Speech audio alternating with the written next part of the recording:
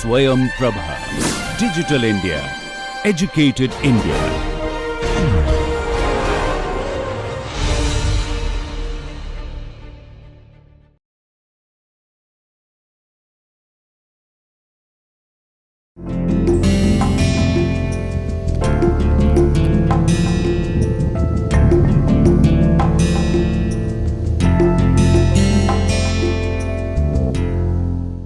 Hello, welcome again to the next session on managing new products, goods and services.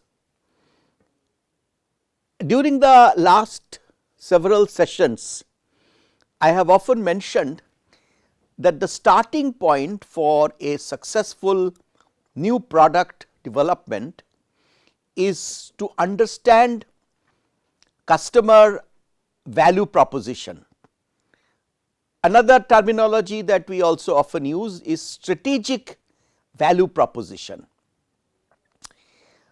I have mentioned several factors about this value proposition in the earlier sessions, but today I am going to go deeper into the process of understanding, creating, formulating the value proposition brief, which is the fountainhead in some way for the entire new product management strategy.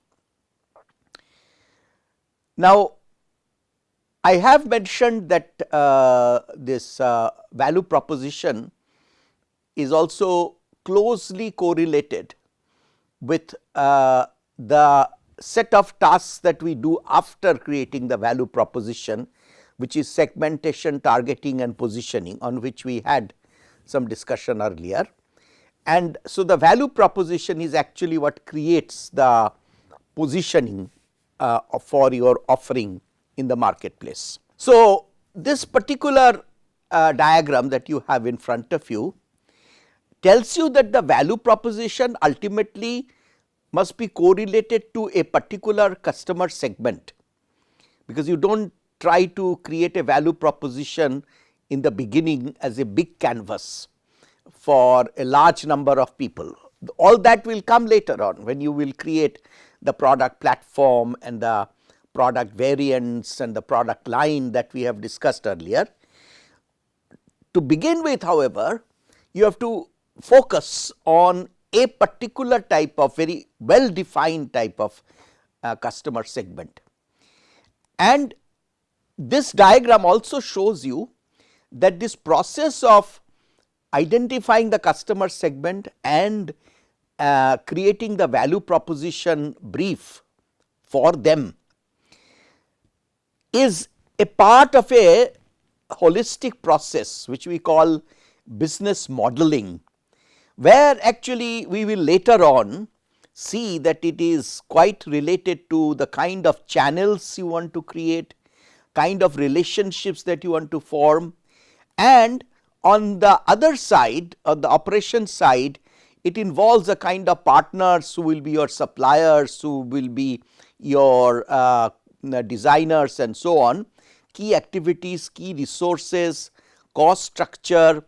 All these are actually included in this canvas. One single canvas captures the whole thing that we call the business model. But of course, that will come later. In this diagram I put it here only to highlight that this process of correlating the value proposition and customer segment is the part of a bigger holistic process. You will see on the arrow we have also written dynamically interdependent. This interdependency is a very important word. Interdependency is different from independency. Independency means two sets of variables which move on their own. Here what it says is that the dynamics of value proposition development and the dynamics of customer segment identification and characterization are different but related. They are not independent, they are interdependent. So, if you change the customer segment definition, most likely your value proposition brief will change. If for some reason, technical reason, resource reason, etc., your value proposition needs to be edited, value proposition needs to be modified, then it will need a corresponding impact on your customer segment definition. So, this is the point about interdependency. So, try to be clear about this issue that they can differently move, but each move in one vector will be impacting the movement of the other vector. The value discovery process, this value proposition brief creation, is something that is closely involved with the customers' opinions, reactions, feedbacks and so on. That is why you see on the very top I have written customer plus you, together you create the value discovery process. So, usually you start with a vision, important point. You do not first actually find an eureka solution in your lab and then you go on searching for the problem. I mean, earlier people have done that, and sometimes you may come up with a very radical discovery or make some fantastic lab development where you may have some vague idea about the customer and then you will go in search of customers. But usually that is not a very efficient process and also often very costly in terms of mistakes. Better approach is first identify the problem, and that is what we are going to discuss, that what does it mean by discovering of a problem. The problem has to come from the customer side. So, once you understand the problem, then you develop the solution and not develop the solution and then be in search of a problem. Then once you have this identification of the customer's needs, pains, etc., then you try to find a solution, and therefore, this value discovery process in conjunction with the customer is a problem solution fit process. So, does your value proposition match the customer segment that you plan to target? And this I mentioned just a little while back, that do not try in the beginning to create the entire product range. First develop the product for the few, chosen few. How to choose the most important segment to begin with, those we have discussed briefly, that the size, the growth rate, the attractiveness, the fitment with your technical competencies, your commercial resources, etc. But fundamentally, if you have to choose and then develop the solution, and this we will discuss in the next session, this very important concept of the minimum viable product.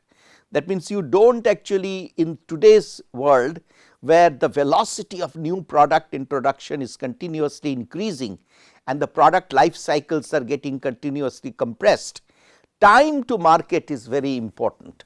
So, you have to compress the time to market as much as possible, and for that reason you do not want to complete all tests, all modifications, all improvements and then go to the product. Today that used to be the case earlier, that you did not go to the market till everything was all the problems were solved.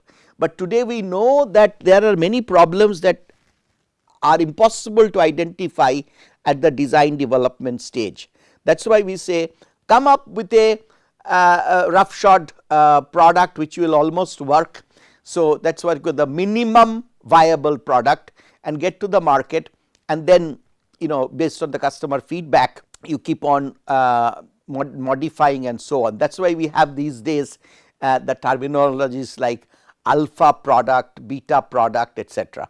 We will discuss that in more detail in the next session, but let us progress. Here, as you see in this diagram, I have come from the previous diagram, but now I am focusing only on these two. By previous diagram I mean, I showed you that this is the overall business modeling canvas, but now in this we are now only looking into the interaction. Remember I said that they are interdependent. So, we look at this interdependency dynamics between value proposition and customer segment.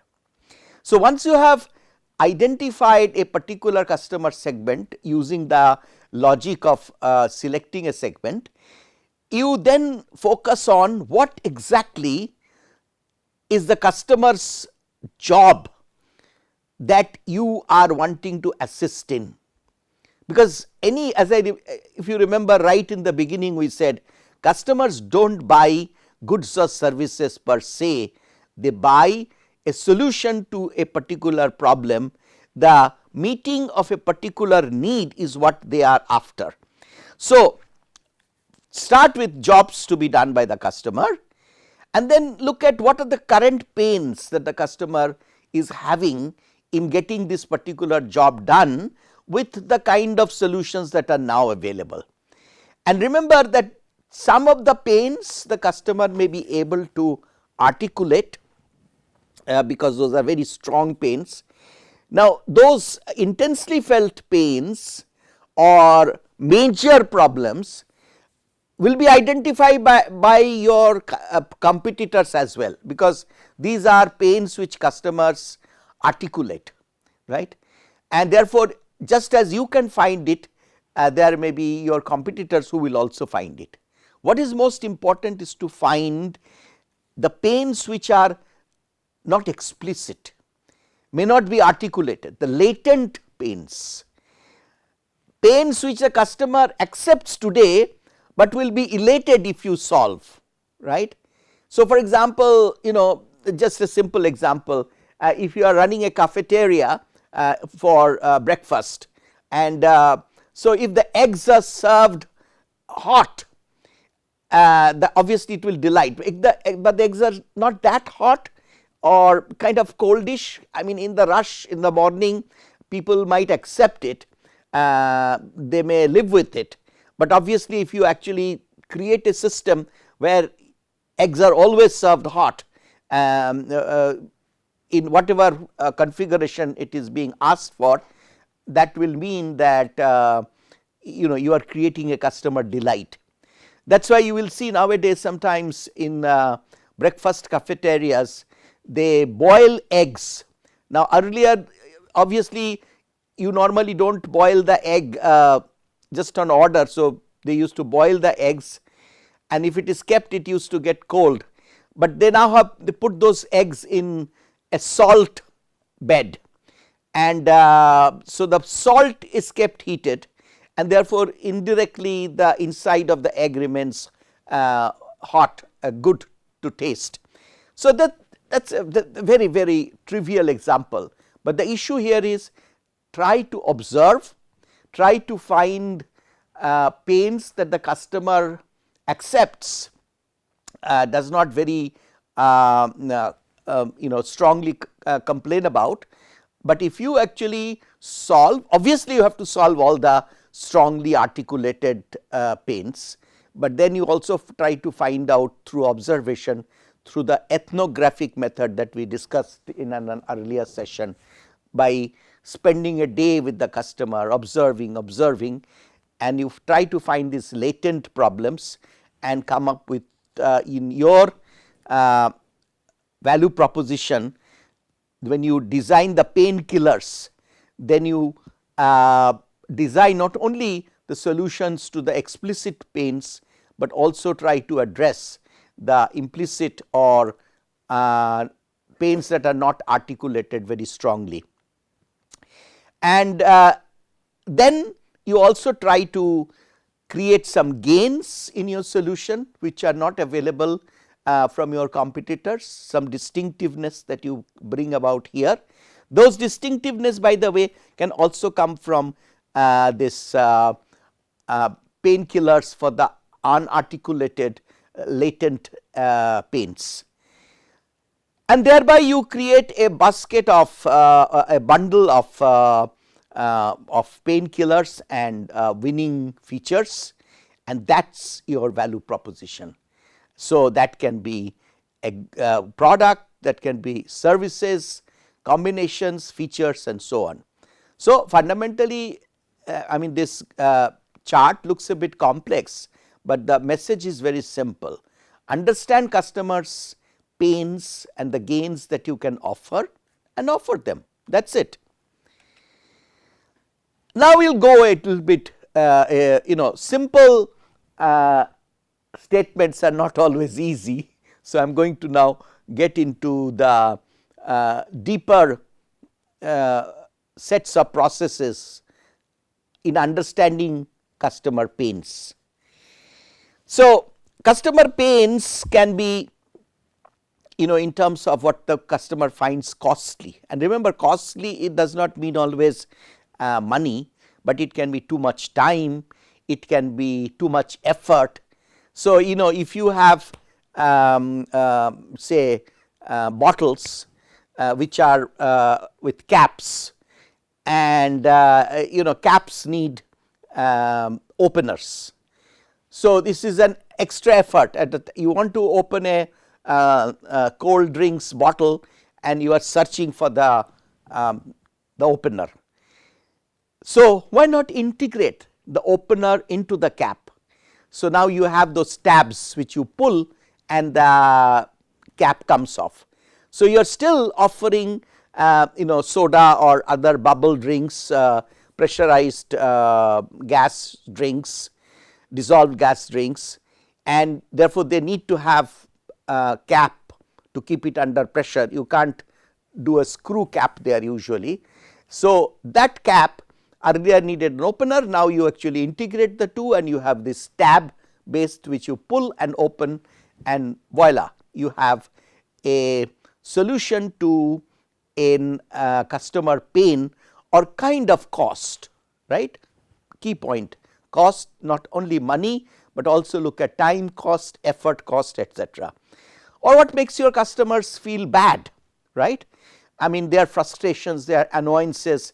So, if you actually people find it annoying, people feel bad that you walk into a toilet and it smells bad, and therefore, now if you can create solutions where actually, so people came up with the solutions that it does not need to be you do not have to remind the customer to push the button to flush the system. You actually you put sensors, so as soon as the customer moves away, it automatically flushes. But then it was found that it was consuming too much water, and then actually came odorless, but as well as toilets which use minimum amount of water. So, the so called bio toilets have been developed. So, the point is that customers feel bad, that is the starting point. You come up with a solution and you keep on improving, and the feeling bad means annoyances, frustrations. So, this is important here that many of these are intangible, like in case of the first point, that what customer find it too costly, many times you will be able to measure it by way of money, by way of time, by way of effort. But in case of annoyance or feeling bad, it is a feeling oriented stuff. So, you will have to be careful and observant because sometimes the customer may not mention it, right. So, a fresh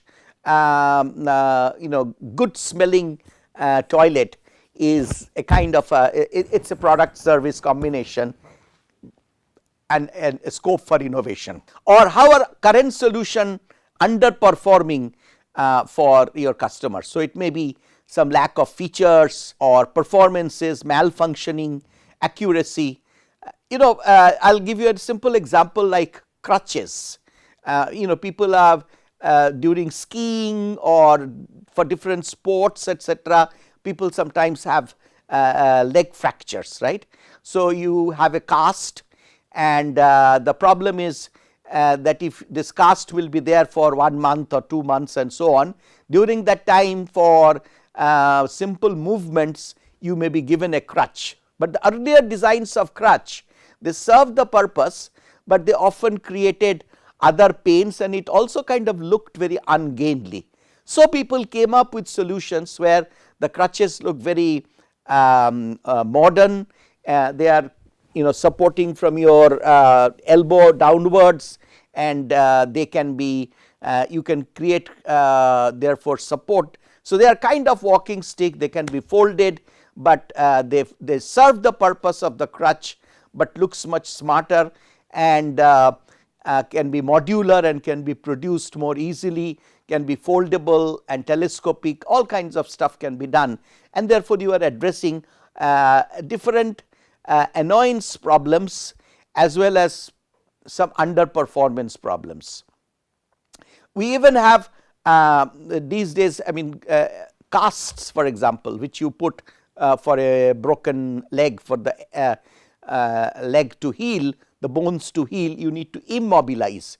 Now, earlier this was done by plaster of Paris cast, but now we have different other methods where we can do the immobilization. It can be deployed much faster, and it can be deployed in a less messy manner, and those types of new modern casts are also takes care of a very irritating problem. If you have had ever a fracture and unfortunate need of having a cast, you know that inside it scratches, and you're so eager to address that itch inside, but it's inside the cast, so you can't reach, so it's terrible. But nowadays we have solutions for that as well. You see, these are simple ways where very popular and very successful products have been created by addressing the customers in sometimes intangible pains or understanding underperformance. And then there are other issues. So, I am going to at this moment say that initially up to this point is, what does your customer find too costly, what makes your customer feel bad, and how are your current solutions underperforming for your customer. These are the three main points that I will at this moment feature, because this will be related to the creation of the minimum viable product that we are going to discuss in the next session. But there are other deeper issues which you may have to, depends on the kind of product. For example, this issue that what's keeping your customer awake at night. I mean, it is a figurative way of making a statement that your customer's main worries. So, in industrial products, this is a very important way to create a value proposition.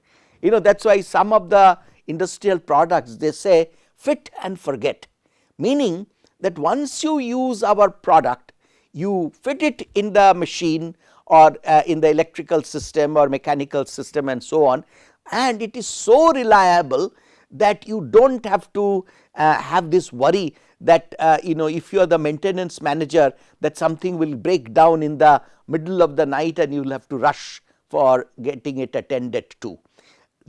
You use our product, you will not have that midnight wake up call. So, that is actually something that what is keeping your customer awake at night, that kind of. But there are, of course, this can be thought of in different other ways, big worries, basically the customer's sense of risk, that should be addressed when you create your value proposition. Or what are the common mistakes that are made by your customer while using the product. So, sometimes we want to make the product mistake proof.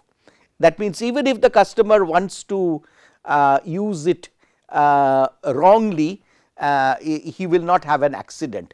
This is a very important one for a simple product where innovations are still happening, which is the hot water and cold water mixer in the bathroom.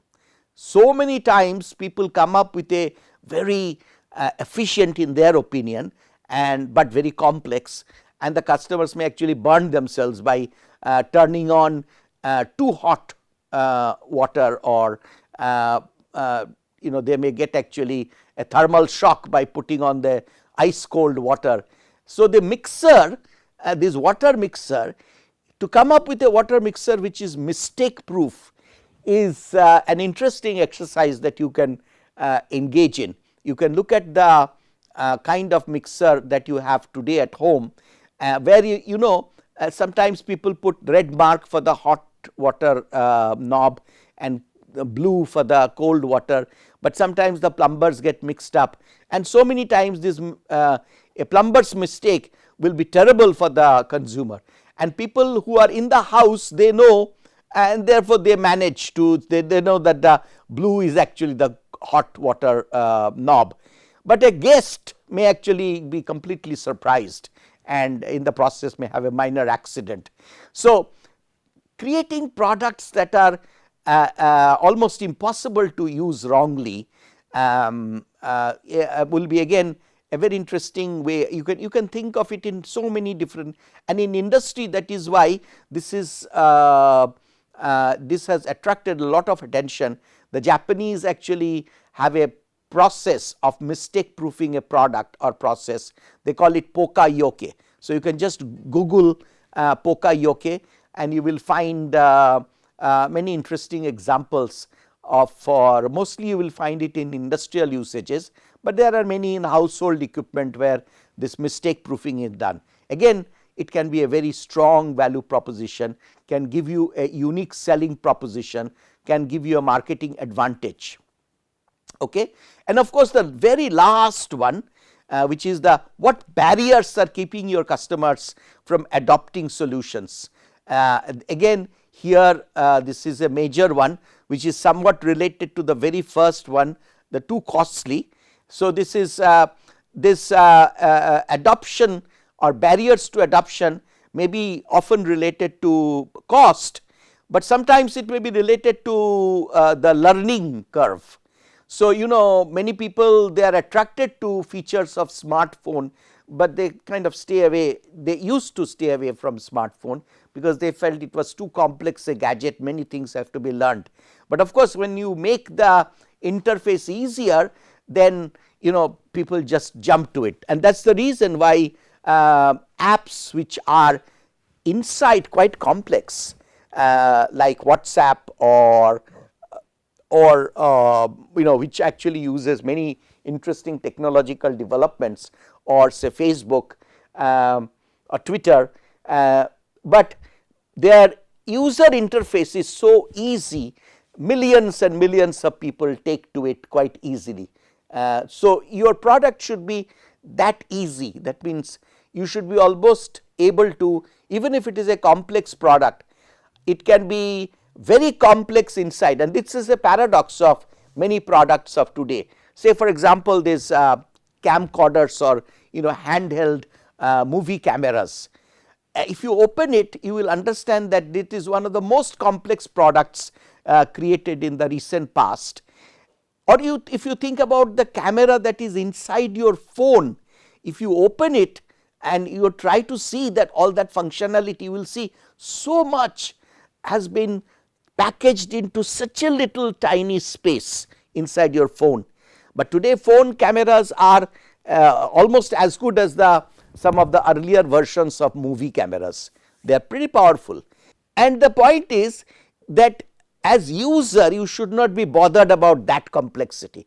So, more complex the product is, more powerful the product is, the paradox is the more easier should be the user interface, and that is another way of looking at creating value proposition. So, the creating value proposition sometimes is this kind of make hard things soft, make tough things easy, that sort of paradox has to be managed.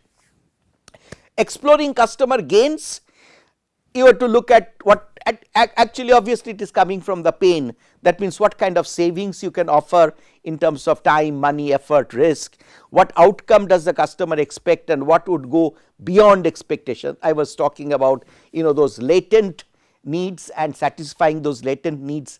Incidentally, this is excellently captured in Professor Kano's model, the Kano model. Again, you can Google and find out, and maybe if I have time I will discuss this Kano model, because that is a very powerful model, very simple, but extremely powerful and useful in deciding about product packaging and product value proposition. And how your current solutions are delighting the customer, what can you do beyond that, how can you make your customers' life easier. So, this is a whole list of things that you have to look at in understanding customers' gains. So, I would recommend that you do this exercise, that means you choose a very well defined customer segment for a particular type of situation, understand, list the pains, list the gains that you can offer, and that will give you the contour or a brief about a new product development. It can be a new product, it can be a new service, any one of those. So, lastly, I am going to talk a bit more about this. I briefly alluded, I think, in an earlier session, this ethnographic method, what anthropologists used to do. I did mention to you that people like Nokia have very gainfully used it to come up with different models of phones that became very successful. They actually observed different types of customers. I mean, they observed customers who are selling stuff in the open market, the hawkers, and in Thailand, and they came up with phones which became extremely popular there. So, they packaged together some simple needs. That is when actually they put in a very nice camera inside the phone, because and some applications which are predecessors to WhatsApp, where you could actually transmit an image. I think it was called MMS or something like that. And those phones, by observing the traders and hawkers in Thailand, and that kind of phone became extremely popular in Southeast Asia for the market people, vegetable market and fish market and so on. So, how is your customer currently dealing with the task problem? You simply silently follow the customer from the morning till the evening, spend the day with the customer and observe how they are trying to accomplish what they are trying to do, the kind of outcome they are looking for, what kind of wish they have. So, you do not disturb the customer with a long list of questions. You observe and then ask maybe few questions at an opportune moment, and find out therefore how to fill this particular list. And here the important point is that you may have to observe number of customers, customer 1 to customer n, to come up with a complete picture, because just by observing one customer you may not be able to. But remember, this customer 1 to customer n is in the same customer segment, you are not going different places.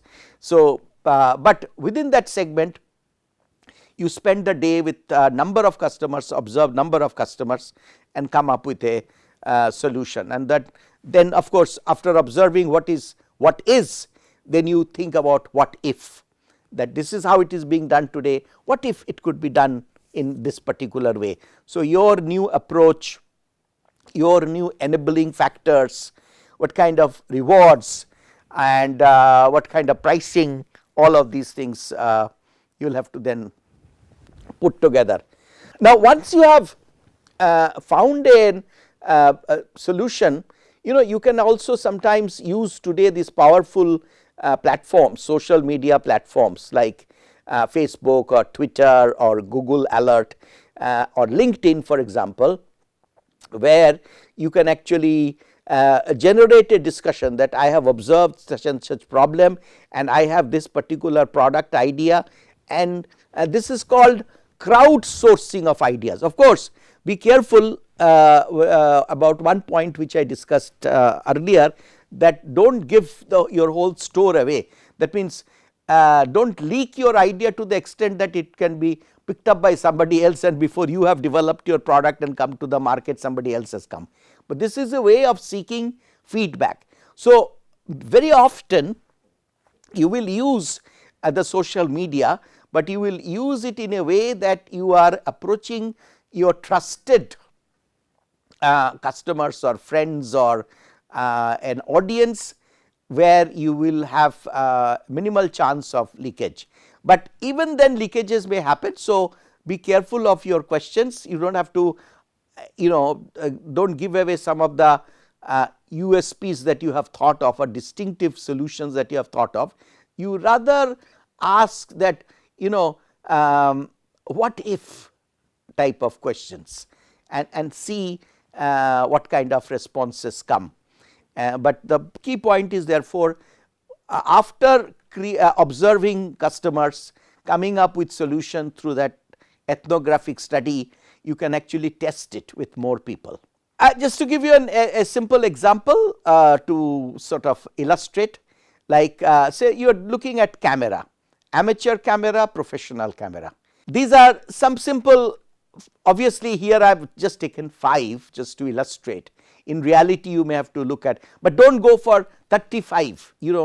Normally people say that identify 5 to 7 top needs, and thereby you actually make this particular chart. So, you identify that with camera, whether professional or amateur, these are the needs: ease of use, weight, lens capacity, lens capability, options, size and autofocus, for example. And then you can see in amateur camera, autofocus will be very important, but in professional camera it may be not that important. In the professional camera, the lens variety or detachable lens or different lenses for different purposes may be very important, not so in case of amateur camera. So, by creating this kind of chart, you can create what we call customer archetype. So, you are actually typifying and creating a package of values that will be most important, the top of the line or the top 5, top 7 features that will be part of your value proposition. And so, I bring you back to that earlier business model canvas, and just to show that this aspect, that value proposition and this your customer segmentation, and the two of them are part of a much bigger canvas which is in front of you. We will discuss this business canvas as we understand different other activities on this, and then we will put it all together towards the end of the course. That is all for today. Thank you.